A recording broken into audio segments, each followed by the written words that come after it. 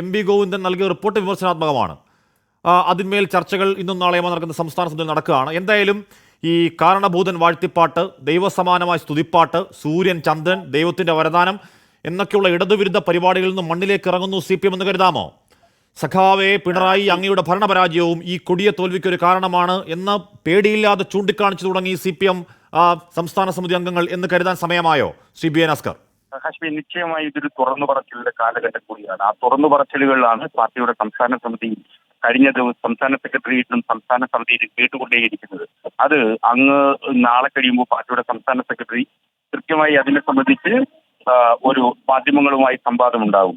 ഞങ്ങൾ തിരുത്തുന്നതിനുള്ള എല്ലാ തയ്യാറെടുപ്പുകളിലുമാണ്. തിരുത്തലുകൾ എന്ന് പറയുന്നത് നിശ്ചയമായും തിരുത്തിയേ മതിയാകൂ എന്ന ഘട്ടത്തിലാണ്. സംസ്ഥാന ഗവൺമെന്റ് ഭരണ വിരുദ്ധ വികാരം ഈ തെരഞ്ഞെടുപ്പിൽ അലയടിച്ചിട്ടുണ്ട് എന്നുള്ള വസ്തുത പാർട്ടിയുടെ നേതാക്കന്മാർ ഇപ്പോൾ തുറന്ന് സമ്മതിക്കുകയും അത് തുറന്ന് ചർച്ച ചെയ്യുന്നുള്ള ധൈര്യം കാണിക്കുകയും ചെയ്തിട്ടുണ്ട്. സംവാദത്തിന് കഴിഞ്ഞ കുറേ നാളുകളായി സംവാദത്തിന് CPM ഇടമില്ലാതിരുന്നു എന്ന വലിയ വിമർശനമാണ് ഞങ്ങളെപ്പോലുള്ളവർ ഉന്നയിച്ചിരുന്നത്.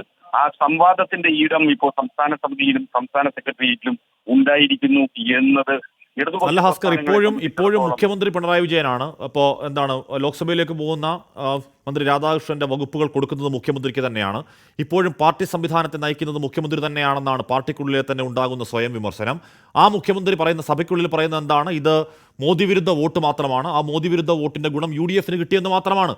ആ തെറ്റ് ചൂണ്ടിക്കാട്ടിയ ഒരു പാവം പാതിരിയെ വിവരദോഷി എന്ന് വിളിക്കാണ് മുഖ്യമന്ത്രി പിണറായി വിജയൻ ചെയ്തത്. അപ്പോൾ ആ മുഖ്യമന്ത്രിയെ പിണറായി വിജയനോട് അതൊന്നുമല്ല കാരണം, അല്ലെങ്കിൽ അതിനോടൊപ്പം തന്നെ ഈ സർക്കാർ നടത്തുന്ന തെറ്റായ നയങ്ങളടക്കം ഈ പരാജയത്തിന് കാരണമാണെന്ന് തിരുത്തിക്കാനുള്ള കെൽപ്പ് സംസ്ഥാന സമിതിക്ക് ഇപ്പോൾ ഉണ്ടോ എന്നങ്ങ് പ്രതീക്ഷ വെക്കുന്നുണ്ടോ ഭാസ്കർ? കമ്മ്യൂണിസ്റ്റ് പാർട്ടികൾ എല്ലാ കാലത്തും ഇത്തരത്തിൽ തന്നെയാണ്. ഭരണ തുടർച്ചയെ തുടർന്നുണ്ടായിട്ടുള്ള ഒരു ഏകാധിപത്യ സ്വഭാവം കൃത്യമായി ഈ CPMന്റെ സംസ്ഥാന സമിതിക്കും സംസ്ഥാന ഗവൺമെന്റും വന്നിട്ടുണ്ട് എന്നുള്ളതൊരു വസ്തുത ഇപ്പോൾ പാർട്ടി തിരിച്ചറിയുന്നു. തിരിച്ചറിവാണല്ലോ പാർട്ടി ഇപ്പോൾ ചർച്ച ചെയ്യുന്നത്.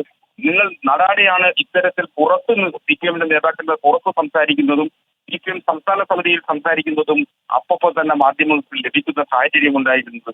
നേരത്തെ ഇത്തരം ഒരു സാഹചര്യമല്ല. ഇരുമ്പ് മറയ്ക്കുള്ളിൽ ഇരുന്ന് ചർച്ച ചെയ്യുന്നത് പോലെ ഇത്തരം ചർച്ചകൾ പുറത്ത് മാധ്യമങ്ങൾക്ക് ലഭിക്കാതിരിക്കുന്നത് ജാഗ്രത കാണിക്കുന്നത് ഒരു പാർട്ടി. ഇപ്പോൾ ഇത്തരം ചർച്ചകളെ സംബന്ധിച്ചും പാർട്ടി നേതാക്കന്മാർ, അത് പല ഘട്ടങ്ങളിൽ പല സമിതികളിലുള്ള നേതാക്കന്മാർ മാധ്യമങ്ങളുമായി സംവദിക്കുമ്പോൾ വിമർശനാത്മകമായി നിലപാടുകൾ പറയുന്ന ഒരു കാലഘട്ടം കൂടിയാണ് എന്നുള്ളത് കൂടി ആലോചിക്കും. ശരി ഭാസ്കർ, ഞാൻ അങ്ങനെയൊക്കെ തമങ്ങ അല്പസമയത്തിനകം ചർച്ചയിൽ ലൈവായി ചേരും എന്നാണ് കരുതുന്നത്. അങ്ങ് തീവണ്ടി യാത്രയിൽ അല്പസമയത്തിനും എത്തും ഞാൻ പ്രതീക്ഷിക്കുകയാണ്. ശ്രീ അഡ്വക്കേറ്റ് B ഗോപാലകൃഷ്ണൻ, അവിടെ നരേന്ദ്രമോദിക്കും അത് വിമർശനകാലമാണ്. എന്താണ്, അഹങ്കാരം നല്ലതല്ലെന്ന് ഓർമ്മിപ്പിക്കുന്നു മോഹൻ ഭഗവത്.